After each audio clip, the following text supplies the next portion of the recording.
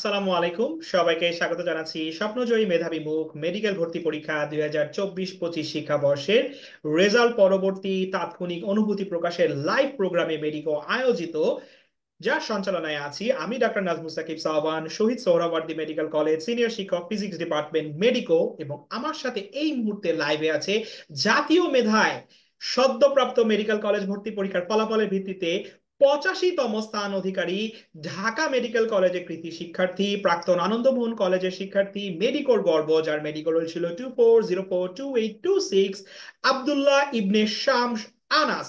আনাসকে on screen আমন্ত্রণ জানাচ্ছি। আনাস। জি ভাইয়া, আসসালামু আলাইকুম। ওয়ালাইকুম আসসালাম আনাস। মেডিকোর পক্ষ থেকে তোমাকে অসংখ্য শুভেচ্ছা এবং অভিনন্দন তোমার এই গর্বিত সাফল্য, 85তম সাফল্য, তোমার 85তম জাতীয় মেধায় অবস্থান। আনাস, তুমি কি পরীক্ষার ফলাফলের আগে ভেবেছিলে এই অবস্থান তুমি দেখতে পাবা আহ, পরীক্ষার রেজাল্টের পর? উম, না, সেরকম ভাবে ভাবা হয় নাই, কিন্তু আল্লাহর কাছে সবসময় চাইতাম যে আল্লাহ ডিএমসি এট লিস্ট যেন কনফার্ম করতে পারি। তো মানে এট লিস্ট আশা করি না যে আমি 85তম হব, এটা আশা করা হয়নি আমার। অবশ্যই তোমার পরিশ্রম, তোমার মেধা এবং মহান সৃষ্টিকর্তা সেই কৃপার ভিত্তিতে তুমি আজকে জাতীয় মেধায় 85তম অবস্থানে আছো। আনাস, তোমার সেই স্বপ্নের ঢাকা মেডিকেল কলেজ আজকে বাস্তবে রূপ পেয়েছে। তোমার কাছে জানতে চাই আনাস, যেটা যে এই স্বপ্ন বাস্তবায়নের পেছনে কারা ছিল বা কাদেরকে তোমার পর্দার পেছনের কারিগর বলে মনে হয়? অবশ্যই তো আমার বাবা মাকে আগে বলবো, আর তারও আগে বলবো আমার আল্লাহ তাআলার কথা। কারণ আল্লাহ তাআলা যদি না দিতেন, যদি উনি না চাইতেন, তাহলে তো অবশ্যই আমার হইতো না। আমি আল্লাহ তাআলার কাছে সবসময় চাইতাম, from the first of my inter life আমি সবসময় চাইতাম আল্লাহর কাছে যে আল্লাহ লিস্ট মেডিকেল। পরে যে সময় আমি আমার পটেনশিয়ালিটি বুঝতে পারছি যে আমি হয়তো পারবো ডিএমসি পর্যন্ত যাইতে, তখন থেকে আমি ডিরেক্টলি আল্লাহর কাছে চাওয়া শুরু করছি, আল্লাহ ডিএমসি ডিএমসি যাতে আমি ক্র্যাক করতে পারি। আর এরপরে অবশ্যই আমার বাবা মা যা করছেন সেটার কথা তো আলাদা করে বলা লাগে না। আমার বাবা মা দোয়া করছেন আমার জন্য, আমাকে আমাকে রাইট টাইমে উঠাই দিয়েছেন ঘুম থেকে, রাইট টাইমে পড়ার জন্য বলছেন। কারণ আমার ইন্টার লাইফে অনেক আমি টাইম ওয়েস্ট করছি, তো ওইগুলোর জন্য আমাকে বলছেন যে কিভাবে আমি টাইম ওয়েস্ট গুলা রিকভার করব। তো এরপরে আরো আছে আমার কেমিস্ট্রি টিচারের কথা অবশ্যই বলবো। তিনি মোশাররফ স্যার। তো উনি আমাকে সেই ইন্টার লাইফের প্রথম থেকে উনি আমাকে সবসময় ইন্সপায়ার করতো যে কিভাবে কিভাবে পড়া উচিত, কেন আমি আমি পিছনে কেন আমি আগাইতে পারতেছি না, বা কেন আমি কেন আমার এই সাবজেক্টটা আমার এই অবস্থা খারাপ।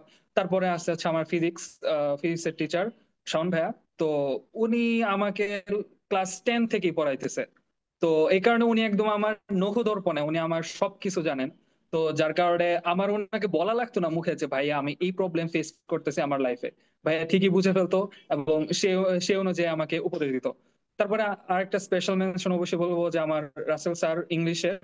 তো উনার কাছে আমি পড়ি ক্লাস 8 থেকে। তো স্যার এমন হয়েছে যে আমি যে সময় ইংরেজি লিখতে পারতাম না ভালো মতো, তো স্যার আমাকে হাতে দেখায় লিখাই দিতেন যে দেখো এইভাবে তুমি ক্যাজুয়াল স্টাইলে লিখবা বা এরকম এরকম করে লিখবা। তো তারা অবশ্যই আমার একটা কারিগর, মানে একদম, মানে তাদের না থাকলে আসলে আমার এতটুকু ইন্টার লাইফে এতটা আগানো হইতো না। আর মেডিকোর কথা, মেডিকো হচ্ছে আমি প্রথম থেকেই ছিলাম যেহেতু। তো মেডিকোর এক্সাম প্রথম থেকে যে সময় শুরু হয়েছে, তো তখন আমি এতটা সিরিয়াসলি নেই নাই মানে মেডিকেলটা। তো তখন আমার আসতো হচ্ছে 70-এর মানে 60-এর ঘরে নাম্বার। তো তখন আমি আল্লাহকে চাইতাম, আল্লাহ ঠিক আছে, আল্লাহ মেডিকেলে চান্স পেলে হয়েছে। পরে যে সময় আমাদের অবশ্যই চয়ন ভাইয়ের কথা বলবো, ব্রাঞ্চ ম্যানেজারের কথা। তো ভাইয়া যে সময় আমাকে বলতো যে না, তোমার আরো ভালো করতে হবে, তুমি আরো ভালো করতে পারবা। তো পরে একদিন মানে এই ট্রানজিশনটা আমার সবচেয়ে আমার মনে পড়ে যে ফ্রম 70 থেকে আমার নেক্সট এক্সামে আমি প্ল্যান করলাম, আচ্ছা ঠিক আছে, যেহেতু জুলজি আমার একটা স্ট্রং জোন, আমি আচ্ছা ঠিক আছে ভালো মতো পড়বো। তো ভালো মতো করে 70 থেকে একদম লাভ দিয়ে একদম 83।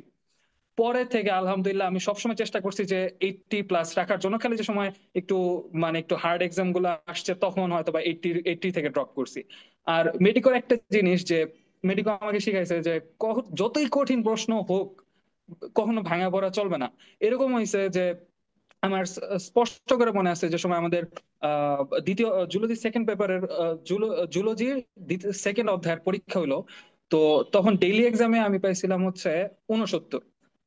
তো তারপরের দিনে আমাদের সেম অধ্যায়ের উপর রিভিউ এক্সাম ছিল।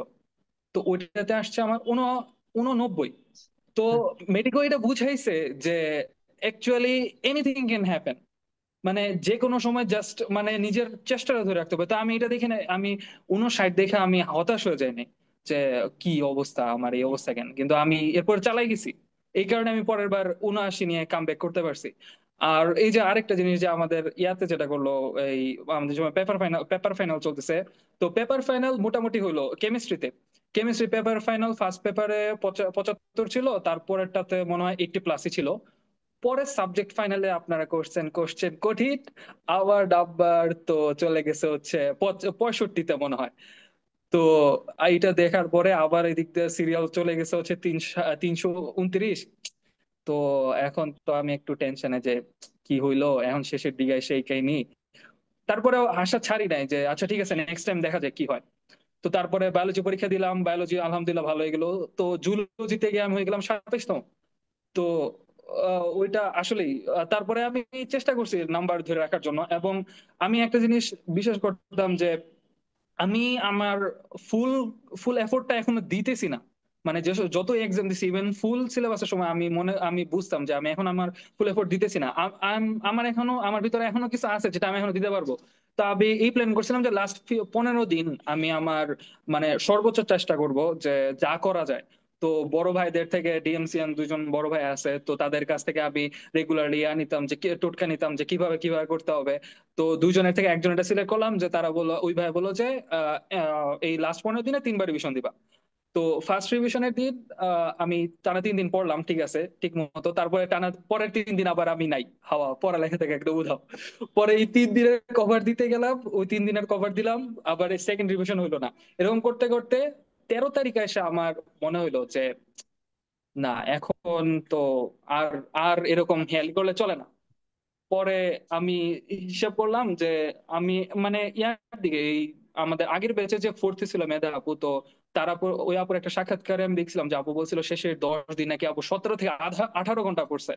তো আমার একটা ইচ্ছা ছিল যে আচ্ছা, আমি যেহেতু এইচএসসি তে 12 ঘন্টা পর্যন্ত পড়তে পারছি, দেখি 18 ঘন্টা আমি ক্র্যাক করতে পারি নাকি। পরে 14, 15, 16 এই 3 দিন আমি রাতে 4টা পর্যন্ত জাগছি। মানে সকালে তো শুরু করছি 6টা থেকে, 4টা থেকে 6টা পর্যন্ত ঘুমাইতাম। এই 2 ঘন্টা ছিল আমার অফিসিয়াল ঘুম। মানে আমি ট্রাই করছি যাতে আমার 18 ঘন্টা আমি যাতে ক্র্যাক করতে পারি। তো 18 ঘন্টা আমার লাস্ট 3 দিন আমার ছিল। তো আমার মনে হয় ওইটা আমার সাহসটা বাড়াইছে। কারণ ওই সাহস না থাকলে আমার পক্ষে সম্ভব ছিল না। কারণ আমি যদি ওই সময় ওই এফোর্টটা না দিতে পারতাম লাস্ট টাইমে, যে এই 18 ঘন্টা করে পড়ার যে এফোর্টটা যদি না দিতে পারতাম, তাহলে আমি এতটা পারতাম না। তারপরে আমার ল্যাকিং ছিল যে আমি একটা কোশ্চেন ছিল যেটা বায়োলজির এফিমেরাল, যেটা ওই কোশ্চেনটা আমি জানতাম যে আলিম স্যারের কোশ্চেন, আলিম স্যারের বই অনুশীলনী থেকে আসছে।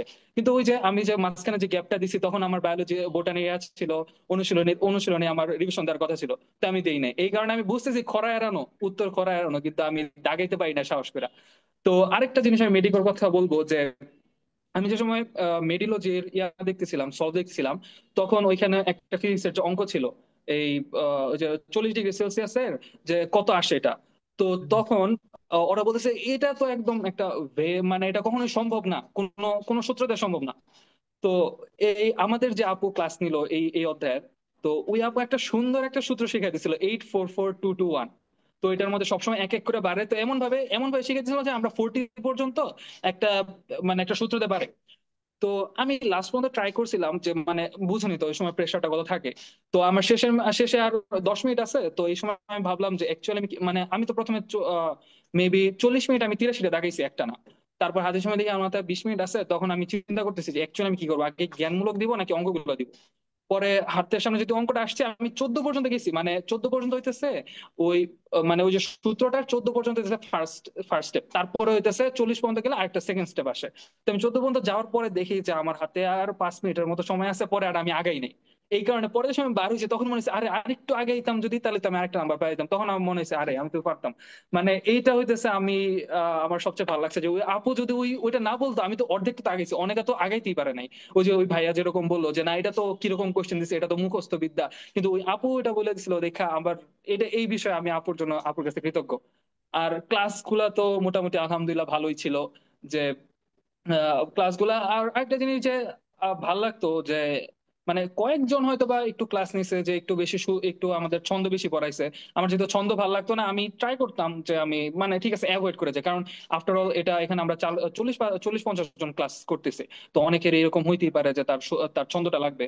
তো আমি না লাগলে আমি অ্যাভয়েড করতাম, কিন্তু কয়েকজন যে সময় দেখা যেত যে মানে একদম ছন্দ ছাড়া পড়ে আবার ওই ক্লাস এত ভালো লাগতো, কারণ আফটার অল মানে আমি চাইতাম এই জিনিসটা মনে মনে করতে যেতাম যে আমাদের এই জিনিসটা আমাদের মুখস্থের জিনিস না, কারণ এটা বুঝা অনেক কিছু করা যায়। কারণ সবকিছু যদি মুখস্থ করতাম পরীক্ষার হলে গিয়া এটা বাঁচা সম্ভব হতো না, কারণ এরকম অনেক জিনিস হয়েছে আমি অপশন অপশন এক্সক্লুড করতে হয়েছে, অপশন এক্সক্লুড করে করে করছি। মানে এমন ভাবে প্রিপারেশন নিয়ে গেছি এটা আমি মুখস্থ করবো না, এটা যদি আসে তাহলে আমি অপশন এক্সক্লুড করে করে করবো।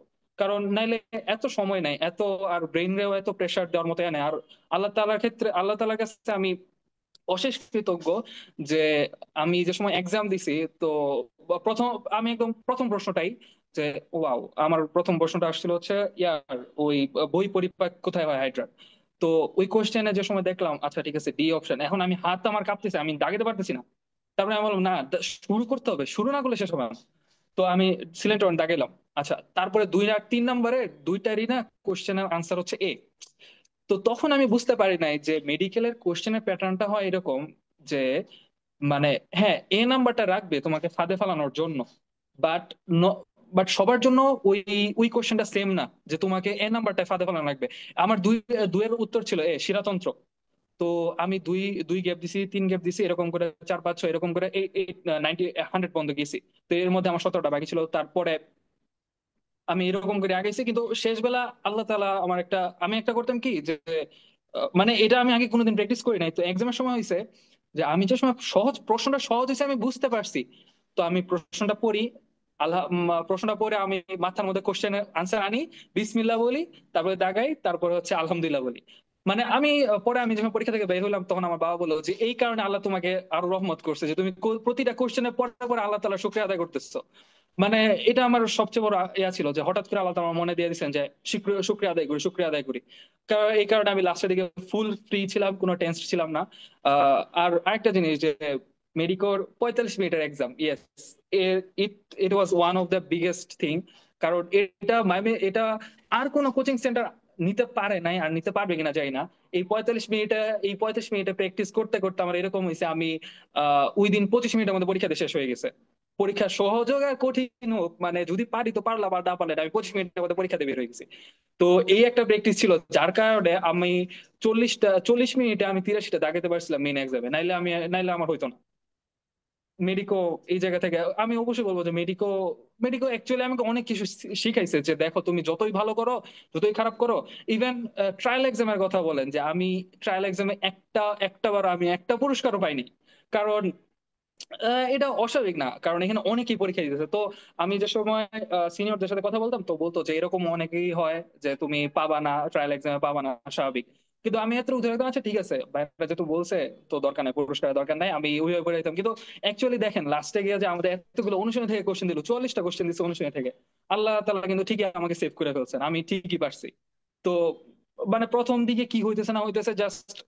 আর আরেকটা জিনিস হচ্ছে কি যে অনেকে আছে বিদ্যার সাগর, অনেকে অনেক বই টই পড়ে একদম পুরা দুনিয়া উদ্ধার করে ফেলছে।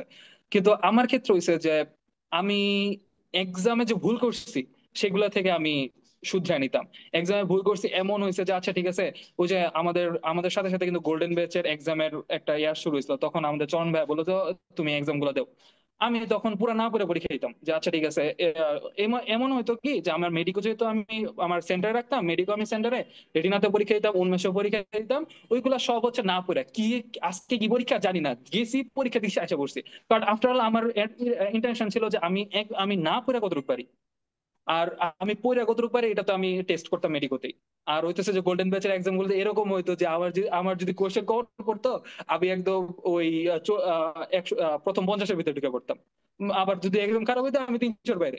মানে কোনো টেনশন নাই, কারণ আমি না পড়ে পড়ে গেছি। আমি জিনিসটা এভাবে চিন্তা করতাম যে এমন হতে পারে আমি যেদিন এক্সাম তার আগের দিন আমি অসুস্থ, তো সেদিন আমি রিভিশন না দিয়ে যেতে পারলাম, তাহলে আমি তখন কি করব? তো এইভাবে আমি সবসময় প্রিপারেশন নিতাম।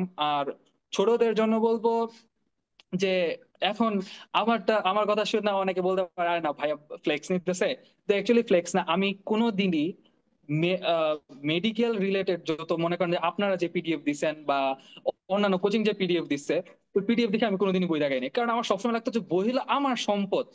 আমি কিভাবে বই দেখাবো সেটা আমি ডিসাইড করব, কারণ অন্যরা কিভাবে বলে দিচ্ছে না এটা মেটে আসছে, এটা লাল কালি দিয়ে দেখাইতে হবে, এটা ইম্পর্টেন্ট, এটা সবুজ কালি দিতে হবে, ইট ডাজন্ট ম্যাটার। কারণ দিন শেষে একটা জিনিসই ম্যাটার, যে তুমি কিভাবে পড়ে ভালো ফিল করতেছো। এই যে লাস্ট লাস্ট দিন আমার এরকম হয়েছে যে আমার তখন যেহেতু ওই যে বোটানিতে আমি বারবার আমি হোঁচট খাইছি, যে মানে বোটানি রিভিশন দিতে গিয়ে আমি বারবার হোঁচট খাইছি। তখন আমার মনে হয়েছে যে অ্যাকচুয়ালি আমার মনে হইতেছে যে আমার, হ্যাঁ, হাতে অনেক পড়া ছিল। এই যেরকম ইংরেজি ইংরেজি ম্যাথ ডেটের কোশ্চেন আমার রিভিশন দেওয়া লাগতো, এরকম আরো অনেক পড়া পড়া ছিল। আমার পরে মনে হলো যে না, আমি একটু বায়োলজি একটু রিভিশন দিই, নাহলে আমার মানে শান্তি আসতেছে না, আমার তৃষ্ণা মিটতেছে না। তখন আমি কয়েকটা অধ্যায় সামনে পাইছি যে আচ্ছা ঠিক আছে, অধ্যায় আমার একটু কঠিন লাগে, আমি পড়ি। তো আমি অবাক হয়েছি যে আমি কিন্তু তার আগের দিন রাত্রে পড়ে গেছি, পরীক্ষার মধ্যে ঠিক ওই যে ভিরিয়নের কোশ্চেনটা আসছে। মানে ওইটা হচ্ছে, চিন্তা করেন যে ওইটা আনসার করতে আমার এক সেকেন্ডও টাইম লাগছে না, কারণ ওইটা আমি ডিরেক্ট মাথা থেকে আমি দিয়ে ফেলছি। ওই জন্য আমার সেকেন্ড টাইম ভাবতে হয় না, কারণ ওই যে আমি লাস্ট টাইমে পড়ে গেছি, ওটা আল্লাহ তালা বলছে, আল্লাহ তালা আমার মাথায় দিয়ে দিচ্ছেন যে একটু নিজের নিজের তৃষ্ণা মেটানোর জন্য, নিজের স্যাটিসফ্যাকশনের জন্য আমি যাতে লাস্ট টাইমে পড়ে যাই। তো দিন শেষে বলবো যে অ্যাকচুয়ালি লাস্ট এক্সামটাই ম্যাটার, কারণ এরকম অনেকেই হয়েছে, মানে আমি ছোট করতেছি না, আল্লাহ তাআলা যা দেন তার জন্য আলহামদুলিল্লাহ। এরকম মনে হয়েছে যারা আমার অনেক আগে ছিল, মানে এরকম হয়েছে আমি অনেক পেছনে ওদের থেকে। ইভেন আমি মেডিকেল ম্যানিয়াতে আমি হচ্ছি 576তম। তো এইটা থেকে আমি তখন ভাবতাম যে হ্যাঁ, আমি তখন বুঝছি যে অ্যাকচুয়ালি আমার আরো পটেনশিয়ালিটি আছে, কিন্তু আমি যেহেতু পড়তেছি না, সুতরাং আমার এই টাইম আমার এটা রিকভার করতে হবে। তো এরকম হয়েছে যে অনেক ভালো ভালো রেজাল্ট করছে, খালি দেখতাম আচ্ছা ওরা এত ভালো রেজাল্ট করতেছে, আমি পারবো কিনা। কিন্তু একটা জিনিস যে আমি বলবো ছোটদেরকে, যে লাস্ট দিন পর্যন্ত লাগে থাকতে হবে, মাঝখানে ছাড়া যাবে না। হ্যাঁ, তুমি মাঝখানে ছেড়ে দিছো, ইয়েস, কিন্তু ছেড়ে দিছো, ওটা শেষ। তোমার এখন থেকে তোমার নতুন টাইম শুরু হচ্ছে, এখন থেকে তোমার নতুন দিন কাউন্ট হচ্ছে, এখন থেকে তোমার প্রতিটা সেকেন্ড কাউন্ট হবে। তো এখন থেকে তুমি যে টাইমটা ওয়েস্ট করতেছো, সেটার জন্য তোমার আসলে পৌঁছাতে হবে। আর আগে যা হয়েছে বাদ, ওটা নিয়ে যত চিন্তা করবে, আমিও এরকম হয়েছে, আমি আগে নিয়ে চিন্তা করে টাইম খাইছি। এরকম হয়েছে যে আমার লাস্ট আগের দিন আমার একজন সিনিয়র আমাকে বলছে যে তুমি যে আলিম স্যারের বই কিনো নাই, আলিম স্যারের পিছনের এই মানে পিছনের যে লাইন গুলো দেওয়া ছিল, সার সংক্ষেপ গুলো দেওয়া ছিল, এগুলো যে পড়ো নাই। পরে আমি বললাম যে হ্যাঁ ভাই, আমি তো পড়ি না। বললাম আচ্ছা ঠিক আছে, ভাইয়া বলছে যে আচ্ছা ঠিক আছে, পড়া দরকার নেই। তো তখন আমার না একদম মাথা একদম কিরকম লাগছে, পরীক্ষার আগের দিন ভাই এই কথাটা বললো, এখন আমি কি নতুন করে পড়বো নাকি কি করবো, আমার তখন মাথা পুরো ব্ল্যাক হয়ে গেছে। তো তারপরে আমি যে নিয়ে বসছি ডেটের কোশ্চেন সলভ করতেছি ইংরেজির, আবার নতুন করে সলভ করতেছি, আমার মাথা কাজ করতেছে না। তারপরে আমি আবার তারপরে নামাজটা পড়লাম, আল্লাহ কাছে চাইলাম আল্লাহ আমার মাথা ঠান্ডা করে দেন। পরে এরকম 1-2 ঘন্টা যাওয়ার পরেই আস্তে আস্তে আমি রিকভার করার পরে বুঝলাম যে না, অ্যাকচুয়ালি যা হয়েছে এটা নিয়ে আমার দুশ্চিন্তা করে লাভ নাই, যেহেতু আমি পড়তে পারছি না, পড়ছি না, বাদ। নিশ্চয়ই আনাস। যা পড়ছি না বাদ, একদমই না, কারণ মানে যেটা শেষ, এখন আমি শেষ দিনে কি আমি আর পারবো পুরো আলিম স্যারের সে প্রতিটা শেষ করতে। এজন্য আমি চাইছি যে, আচ্ছা ঠিক আছে, সবাই আলিম স্যার করে কোপ দিবে, আমি তাহলে মেন বইটা একটু পড়ি। তো ওইখান থেকে আর কি আবার চেষ্টাটা জাগা, যে আচ্ছা ঠিক আছে, আমি শেষ মুহূর্তে আমি আবার মেন বইটা একটু ভালো মতো রিভিশন দিব। তো এটা একটা ভালো তো। একটা সেই কথা হচ্ছে যে প্রতিটা মোমেন্টে প্ল্যান করে আগাইতে হবে। প্রতিটা হুম মোমেন্ট ছাড়া, প্রতিটা মোমেন্টে প্ল্যান না করে আগাইলে কোনোদিনই সম্ভব না। তোমার সেই তৃষ্ণা তুমি আজকে নিবারণ করতে পেরেছো আনাস, এবং তুমি সুন্দর উপদেশ দিয়েছো তোমার মতো যারা পরবর্তী বছরে আবার ওই অবস্থায় ঢাকা মেডিকেল কলেজের স্বপ্নের ক্যাম্পাসে আসতে চায়। নিশ্চয়ই তারা শুনেছে মনোযোগ দিয়ে তোমার কথা, এবং তোমার সেই এত বিস্তারিত ভাবে তুমি তাদেরকে জানিয়েছো। অবশ্যই তারা তোমার এখান থেকে অনেক বেশি হেল্পফুল হবে, এবং আমরা আশা রাখি পরবর্তী বছরে পরবর্তী শিক্ষাবর্ষে কোনো এক মেধাবী শিক্ষার্থী এসে আমাদেরকে হয়তো এই লাইভের কথাটাই বলবে, এখান থেকে সে হয়তো কোনো না কোনো ভাবে অনুপ্রাণিত হয়েছে এবং পরবর্তীতে ঢাকা মেডিকেল কলেজে শিক্ষার্থী হতে পারবে। আনাস, তোমার জন্য মেডিকোর পক্ষ থেকে অনেক শুভেচ্ছা এবং শুভকামনা রাখছি, যেন পরবর্তী দিনগুলা তোমার আরো অনেক বেশি সুন্দর হয়, অনেক সাফল্যমণ্ডিত হয়, এই কামনা রেখে আজকে আনাসের সাথে আমাদের লাইভটা এখানেই শেষ করছি। সবাইকে অসংখ্য ধন্যবাদ। আল্লাহ হাফেজ। আসসালামু আলাইকুম।